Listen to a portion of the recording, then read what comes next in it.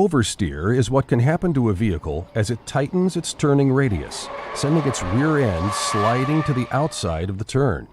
Basically, the rear tires lose traction, causing the rear of the vehicle to slide. This can happen if the driver brakes in a turn, uses aggressive throttle applications, or is rough with steering input.